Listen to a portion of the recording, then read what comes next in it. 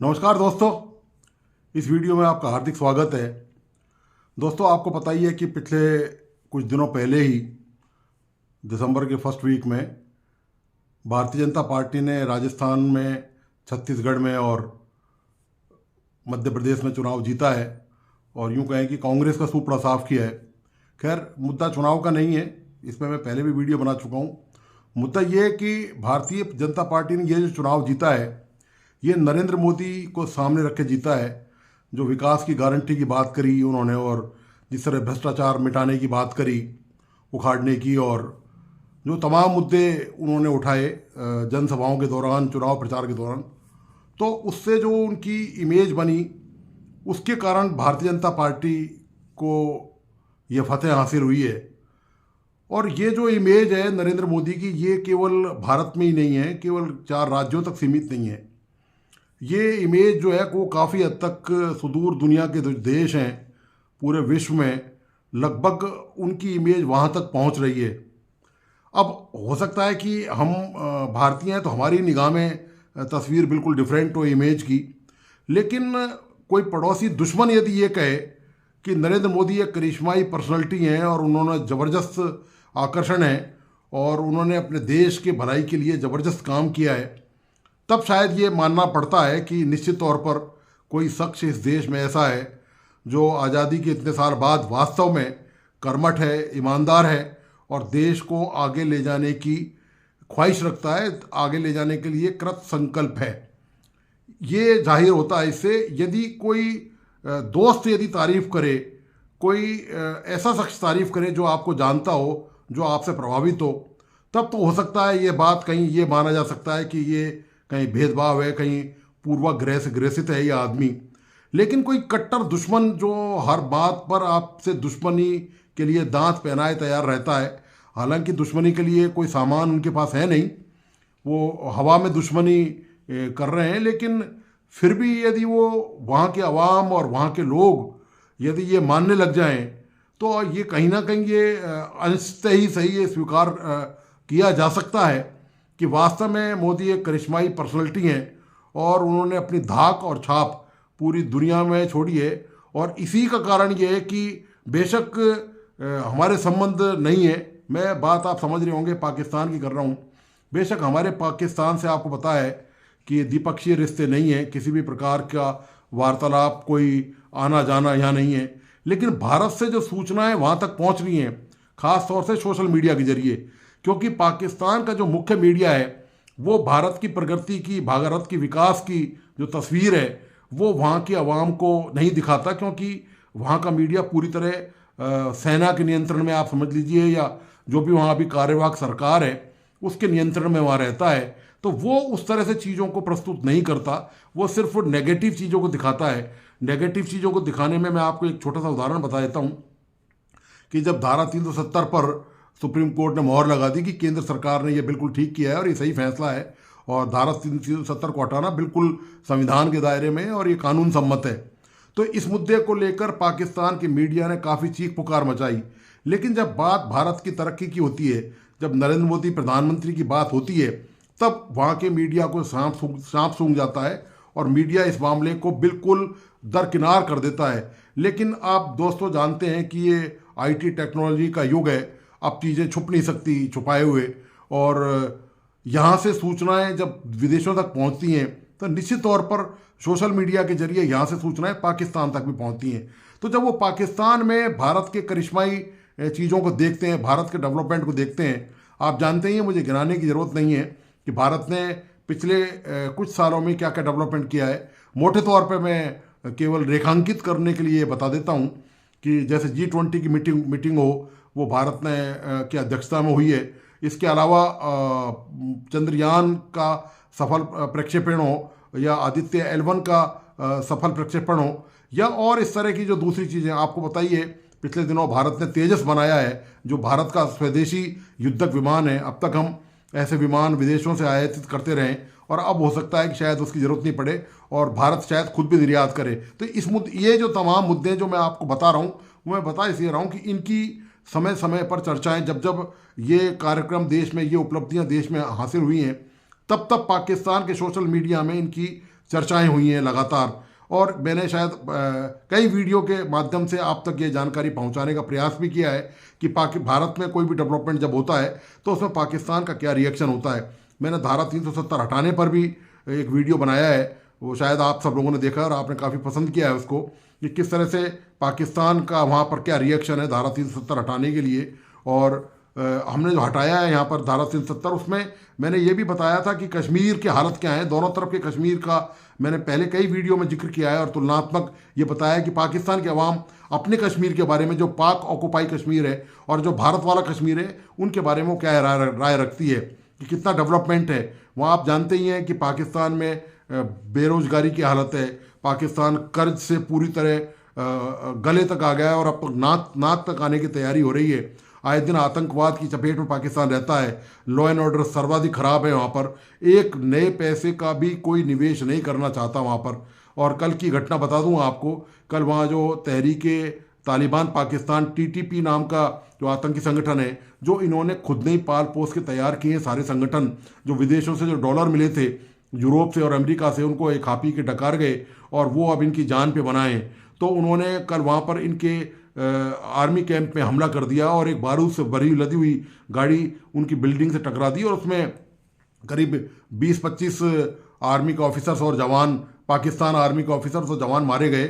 और इसके बदले में जो कार्रवाई उन्होंने की है वहाँ की सेना ने या वहाँ की जो फ्रंटियर है उसने, उन्होंने भी 20-25 वहाँ पर जो है वो TTP के आतंकी, जिनको आतंकी कहते हैं, वो उन्होंने उनको मार गिराया।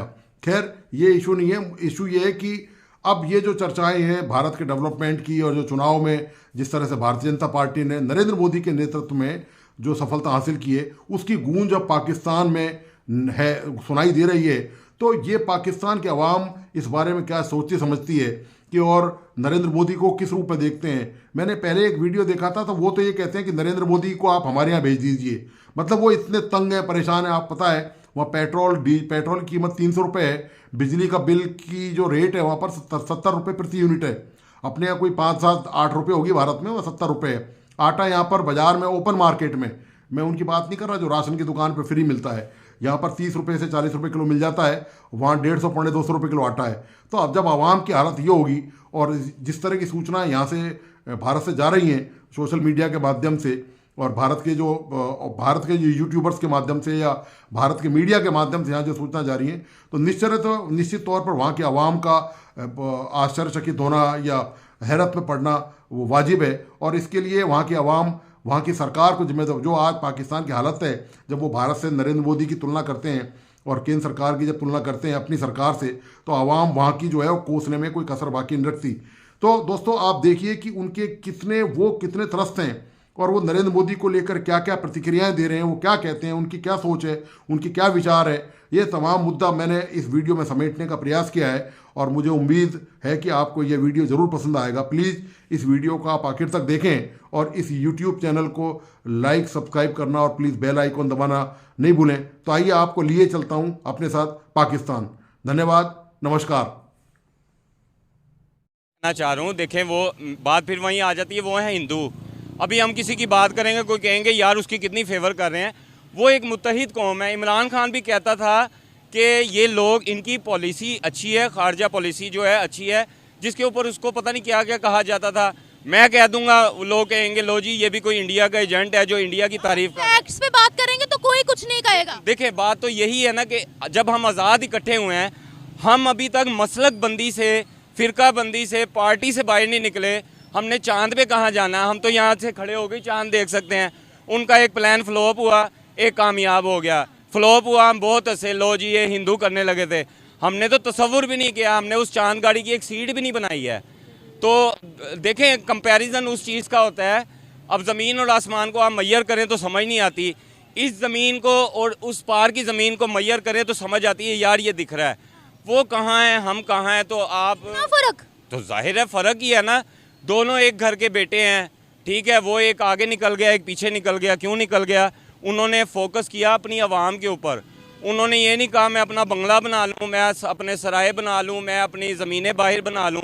मोदी की क्या ज़मीनें हैं बाहर, मोदी की क्या प्रॉपर्टीज़ हैं बाहर। सबसे ज़्यादा हमारे जो मुसलमान हैं, अल्हम्दुलिल्लाह जो मुसलमान हैं, उनकी कोई भी चीज़ खोल लें करप्शन निकलती है, या किसी की ज़मीन निकलती है, किसी की प्रॉपर्टी निकलती है। हमारा क्या निकलता है? हमारा 46,000 का बिजली का बिल निकलता है, हमारा वो मीटर काटने वाला बंदा प्राइम निकल। मिनिस्टर मोदी की बात की है ना, उनकी एक प्रॉपर्टी नहीं है उनके पास। मैडम, आप प्रॉपर्टी के सबूत की बात कर रही हैं, उनके ऊपर ये एलिगेशन ही नहीं है।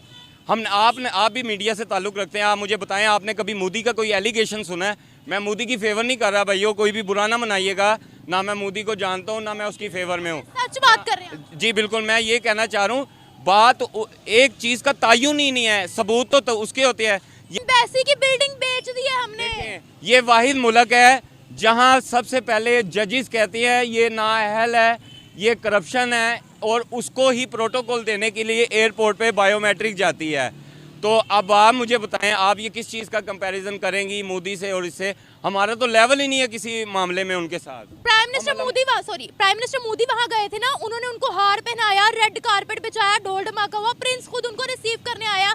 हमारे प्राइम मिनिस्टर ने किसी को पता ही नहीं था कौन आया कौन नहीं आया। ठीक है, देखें, जब एक मजदूर इंसान होता है, वो मजदूरी करेगा तो उसकी शान शौकत होगी। वो चापलूसी करेगा ना तो उसको सब साइड पे लगा देंगे, नहीं यार ये काम का बंदा नहीं है। इसने जब बात करनी है, कोई फेवर की करनी है, या इसने कहना है मुझे ये दे दो। मोदी तो नहीं भीख मांगता कि हमें ये दो, हमें IMF दो, हमें फलां दो, हमें ढींग दो। हम लोग आलमी मंडी में पेट्रोल सस्ता है, 282 रुपये में देख लें कितनी ट्रैफिक है। ये किससे चल रही है? ये चांद की रोशनी से थोड़ी चल रही है। फ्यूल 282 रुपये है, चल रहा है, लोग डलवा रहे हैं, हम सुन्न हो गए हुए हैं। हम लोग ऐसी कौम है, रात को भी अनाउंस हो जाए ना पेट्रोल 20 रुपये महंगा हो रहा है, हम डंडे लेके नहीं वहाँ पहुँचेंगे, हम बोतलें लेके बोलेंगे भाई मुझे 20 रुपये सस्ता वाला अभी दे दो, कल पता नहीं महंगा होगा, मुझे मिलेगा नहीं मिलेगा। जब कौम का लेवल ये हो जाता है ना, नफसा नफसी भक्ता भक्ति, तो फिर उसमें ये तबाही होती है। हमारे लिए वो चाहे दुश्मन हो, लेकिन उसने जो पॉलिसी बनाई है ना, उसने जो अपनी फॉरेन पॉलिसी बनाई है, जो उसने अपनी चांद पे चला गया है। हम कहते रहे नहीं गया नहीं गया, हमारे पास कोई प्रूफ नहीं है कि वो नहीं गया, लेकिन वो गया है अपनी कौम के लिए। मेरे ख्याल से मोदी जो है वो सबसे बेहतर है। रशिया की बात करें, रशिया और US की, अमेरिका की आपस में काफ़ी टसल रहती है। अभी रशियन प्रेसिडेंट पुतिन ने स्टेटमेंट दिया, उन्होंने बोला कि इंडिया की फॉरेन पॉलिसी, ओवरऑल उनकी पॉलिसीज़, और जो वो है कि डरते नहीं हैं, प्रेशर में नहीं आते वेस्ट के, इंटिमिडेट नहीं किया जा सकता, यानी उन्हें उनके ऊपर प्रेशर नहीं लाया जा सकता। इंडिया के प्राइम मिनिस्टर को उन्होंने प्रेज़ किया। उनकी अगर मूवीज़ में भी देखें ना, तो मूवीज़ में भी यही होता है। एक मूवी में क्लिप देख रहा था, एक उसकी जो नई टारगेट 3 आई है मूवी, उसमें वो कह रही थी, जो पाकिस्तानी उन्होंने दिखाई हुई है एजेंट, वो कह रही थी कि पाकिस्तान में आप ISI के अलावा तो कोई के बगैर तो कोई गवर्नमेंट ही नहीं बन सकती। अब दूसरे कंट्रीज़ में जब हमारा इमेज ये जा रहा है कि आप अपनी जो इंटेलिजेंस है उसके बगैर कोई गवर्नमेंट ही नहीं बना सकते, तो वो आपके पास इन्वेस्ट कैसे करेंगे? पाकिस्तान के पास भी मौका था, बड़ा मौका था, उन्होंने तो बल्कि ऑफर की थी कि भाई हम आपको पता नहीं 30% या 25% डिस्काउंट देंगे ऑयल को लेके, जब उन पे सैंक्शन थी US की तरफ से। लेकिन उस टाइम पे इंडिया ने ऑयल लिया और बहुत ज़्यादा ऑयल लिया, और इवन उन्होंने उसे रिफाइन करके यूरोप में सेल किया, और हमने ऑयल लेने हमारे प्राइम मिनिस्टर खबरों के मुताबिक वो गए, और उनके साथ क्या हुआ वो सबके साथ। भाईजान, मेडिसिन का तो ये है कि इंडिया में आप जानते होंगे कि ज़्यादातर जेनेरिक चलता है, उधर साल्ट चलता है। बाकी भी जितने भी कंट्रीज हैं उधर साल्ट चलता है। पाकिस्तान में ब्रांड चलती है, एक ही साल्ट की कोई 5 ब्रांड है, हर एक डॉक्टर की अपनी अपनी प्रॉपर्टी जो उसकी है रिकमेंडेशन अपनी, उसने देखना है कि मुझे किस में ज़्यादा प्रॉफिट है, उसने वो ब्रांड लिखनी है। लेकिन दूसरे मुल्कों में ऐसा नहीं चलता। हमारे पाकिस्तान में जब ये बात खत्म होगी, आम आवाम के लिए सोचा जाएगा, फ्री मेडिसिन के लिए। इंडिया की मेडिसिन अभी जा रही है दूसरे कंट्रीज में, इवन पाकिस्तान में, मेरी खबर के मुताबिक पाकिस्तान में भी वाया दुबई आ रही है या नहीं, आप इसके आ रही है, पाकिस्तान में भी आ रही है। हम क्यों नहीं एक्सपोर्ट कर रहे? इवन कोरोना की वैक्सीन हमने बनाई, हम जो इतना मेडिकल की फील्ड में आपने बोला आगे हैं, तो कोरोना की वैक्सीन हमने बनाई नहीं, ठीक है, इंडिया ने बनाई नहीं, इंडिया ने भी उन्होंने बनाई, उन्होंने वैक्सीन। चलो दोस्तों, मैं हूं कमर चीमा, और दोस्तों जिस तरह के आप देख रहे हैं मेरे साथ मौजूद हैं साजिद ताड़ साहब। ताड़ साहब, सबसे पहले तो आपके वक्त का बहुत शुक्रिया sir. My pleasure, thank you Cheema साहब। ताड़ साहब, सबसे पहले तो आज कुछ इम्पोर्टेंट बातें तो करनी है, लेकिन एक global leader approval rating tracker है।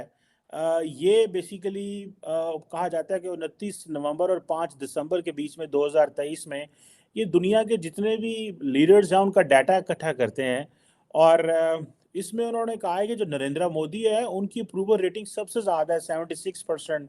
फिर मैक्सिको के प्रेसिडेंट, फिर स्विट्ज़रलैंड, फिर ब्राज़ील, ऑस्ट्रेलिया, इटली।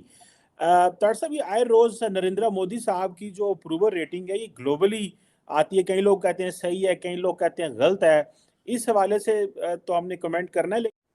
देखिए, डिफरेंट ओपिनियन है। मेरे ज्यादातर पाकिस्तानियों को अगर ये बात पसंद आए ना आए ये अलग बात है, लेकिन एक हकीकत है कि दुनिया की सबसे बड़ी डेमोक्रेसी, दुनिया की सबसे बड़ी राइजिंग पावर, आप जो मर्जी नफरत में आके अपने गुस्से में आप किसी चीज को पसंद ना करें, इट डजंट मैटर, लेकिन Modi is the reality of India. और मैं इस चीज पे ये कहूंगा आपको कि हमेशा, और उनकी तरक्की का सीक्रेट ये है कि वन पार्टी है, बीजेपी है और एक लीडर है, तभी तरक्की कर रहा है। आज अगर माजी में ले जाकर देखें, कोलिशन गवर्नमेंट होती है आज भारत में, तो कोई कुछ भी नहीं होना था। और दूसरा, मोदी साहब की पॉपुलैरिटी जो है इस परफॉर्मेंस बेस्ड है, it's not just a media campaign, it's not a media. अब देखें ना, मीडिया कैंपेन में चंद्रयान का क्या ताल्लुक, वो वाकई चांद पर गए हैं तो ये बात हुई है, उन्होंने द्वितीय वन किया है तो बात हुई है, 5वीं दुनिया की इकोनॉमी बनी है तो बात बनी है, उन्होंने वहां पे तेजाज असेंबल कर रहे हैं, इन चीजों से तो डिनाई नहीं कर सकते ना आप। एक लिस्ट ऑफ परफॉर्मेंस है, कोई भी करके देखे वो इतना पॉपुलर हो जाएगा। और दूसरा, इस वक्त मोदी साहब को एक अपर हैंड इस वजह से भी है कि दूसरे ममालिक के अंदर democracy is not performing right. जिस तरीके से अमेरिका और वेस्टर्न सिविलाइजेशन जो है वो ग्रोइंग पेन्स में थक चुके हैं, वो थकते जा रहे हैं मुख्तलिफ अवामल की वजह से, उनके बच्चे थक चुके हैं, बोर हो गए ना उनके बच्चे। तो उसमें अब इस वक्त जो, और एपेटाइट के साथ, तरक्की एपेटाइट के साथ होती है, उसके अंदर कई चीजें होती हैं, नेशनलिज्म होता है, शऊर होता है, तालीम होती है, और उसके बाद एपेटाइट होना तरक्की की। मिडिल क्लास ग्रो कर रही है भारत की, उनकी एपेटाइट है, नई चीजों को खरीदने की एक एपेटाइट है उनको, तो वो उनको एक चैनलाइज किया है मोदी जी ने, that's why he is popular. मैं इस पे अप्रिशिएट करूंगा उनको। मैं विश करता हूं हमेशा कि पाकिस्तान में कोई इस तरह का लीडर पैदा हो जो पाकिस्तान को अगले level, to take it to the next century. Unfortunately, not only in Pakistan, many other countries in developing countries, they are lacking behind. वहां पे नई चीजें आगे चैनलाइज सही तरीके से हो रही हैं, लेकिन मैं समझता हूं कि Bharat has risen so fast, so quick within। अब अगर सफर देखा जाए तो उनका मनमोहन सिंह से लेकर आज तक का सफर देखें, लेकिन उनके राइट, मैंने 15 अगस्त उनका कर लें, 15 अगस्त 1947 से लेकर जब भी हिस्ट्री को अपने हाथों से अब पेपर पे लिखने की कोशिश करता हूं कि कौन कौन से स्टेप्स हैं जो वो सही लिए उन्होंने, तो उसमें उनके, मैं समझता हूं कि नेहरू जो थे उस टाइम से ही राइट डिसीजन लिए गए, इंडियन इंस्टीट्यूट ऑफ टेक्नोलॉजी के डिसीजन लिए गए, रशिया से लर्न करने की कोशिश की गई, अलायंस अपने करीब बनाए रशिया में, और फिर उन्होंने इंफ्रास्ट्रक्चर को जिस तरीके से बिल्ड किया, फिर जमहूरियत का दामन नहीं छोड़ा उन्होंने, और मैं समझता हूं कि इज अ वंडरफुल, रिमार्केबल। और आज जहां पे खड़ा है, दे आर राइजिंग। जिस तरह कल परसों भी उनके फाइनेंस मिनिस्टर की स्टेटमेंट थी कि वो will be becoming $5 trillion economy soon, और मोदी साहब ने तो अपनी कैंपेन में कहा था is guaranteed we will be the number 3 soon. 5वें नंबर पे आना भी बड़ी बात है, $600 बिलियन इन फॉरेन रिजर्व। तो it's a story need to be told. मेरी ख्वाहिश है कि मेरे वतन अजीज के लोग भी करप्शन को छोड़ के अपने पड़ोस की तरक्की को देखने की कोशिश करें, उनकी सिर्फ मूवीज ही ना देखें, गाने ही ना सुने, उनकी खबरें भी सुने, उनकी तरक्की की खबरें भी देखें। आप यही एक, अब गुस्से के दरवाजे बंद करें। गुस्सा और नफरत is not good for you, it's not good for you. ये आपका ब्लड प्रेशर खराब कर रहा है मुसलसल एज ए कौम। और देखिए, गैरिजन स्टेट की वजह से आपका फायदा था उस वक्त भारत के साथ मुसलसल तनाव में रहने का, लेकिन अब दौर आगे चेंज हो चुका है। अब जंगों वाला दौर नहीं, आपको भी पता है।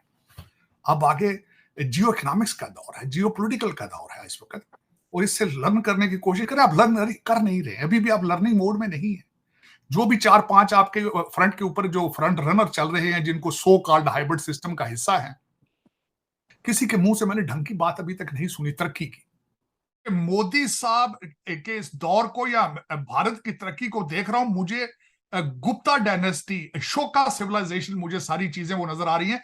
जब कभी भारत इस पूरी दुनिया की बहुत बड़ी सिविलाइज नेशन थी, ये जो यूनाइटेड इंडिया था। So thank you so much. Sir, सबसे पहले तो मैं आपको ये बताना चाहूंगा, शायद आपने भी देखा होगा कि जिस तरीके से आपकी ट्वीट इंडिया के मेन स्ट्रीम मीडिया पे इस टाइम उसको चर्चे में है, डिस्कस किया जा रहा है, और इंडियन प्राइम मिनिस्टर की स्पीच के साथ उसको लिंक किया जा रहा है। कुछ लोग तो कह रहे हैं कि आज की इस हैट्रिक ने 24 की हैट्रिक की गारंटी दे दी है।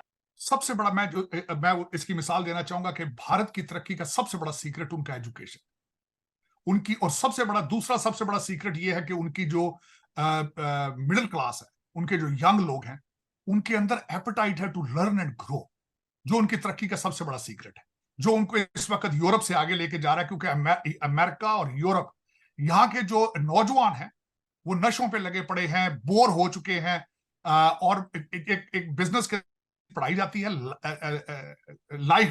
Life of the product. तो इनकी प्रोडक्ट ऑलमोस्ट जो है वो खत्म होती नजर आ रही है। कौम, जो नई कौम है, जवान लोग हैं, वो मैथ पढ़ने से डर रहे हैं यहाँ पे। लेकिन भारत की जो मिडिल क्लास है, भारत की जो यंग नौजवान कौम है, उनकी वो तालीम में आगे है। कंप्यूटर पे उन्होंने ऑलमोस्ट पूरी दुनिया पे मनापली हासिल कर ली है। तो इस वक्त सबसे ज्यादा मैं समझता हूं भारत की तरक्की का सीक्रेट मोदी साहब की लीडरशिप है, उनकी डिटर्मिनेशन है, उनकी डेडिकेशन फॉर इंडिया, और उनकी loyalty to India, nationalism for India. ये सारे सीक्रेट है।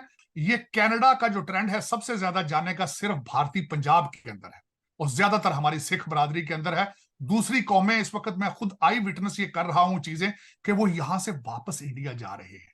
वहां पे उनकी तनख्वाहों के पैकेज जो है वो डॉलरों के कंपेटेबल हैं उनके, बल्कि वो प्रेफर करते हैं कि भारत में जाकर एक अच्छी जिंदगी गुजारें, अच्छा लाइफस्टाइल गुजारें, और तनख्वाहें उनकी अमेरिका के डॉलरों के बिल्कुल बराबर है। अब भारत के अंदर 1300 यूनिवर्सिटियां इस वक्त, आपके पास टूटी फूटी कुछ 70-80 सारी यूनिवर्सिटियां हैं, और वहां से भी जो ग्रेजुएट लड़के होके निकलते हैं वो इंग्लिश के 2 लफ्ज सीधे नहीं बोल सकते, बल्कि खबर कम है, मुझे मजाक ज्यादा लगता है। हमास के लीडर जो हानिया इस्माइल हैं, उन्होंने इस्लामाबाद में एक वीडियो लिंक पे खिताब किया है, और पाकिस्तान के बारे में 2 लफ्ज उन्होंने कहा, ये बहादुर कौम है और मुजाहिदीन है, और हम इनसे मदद की, इनको कहेंगे इजराइल से करें। मैं समझ रहा था कि उन्होंने वाकई मजाक किया कि क्या इंडिया आपसे बात करना चाहता है। मैं उसके बारे में बताना चाहूंगा। एक तो ये आपकी जरूरत है, उनकी जरूरत नहीं है, नंबर 1। दूसरा, जो माजी के अंदर आपने उनके एतमाद को कई दफा ठेस पहुंचाई है, उधर से उनको कई उस पर शिकवे गिले मौजूद हैं।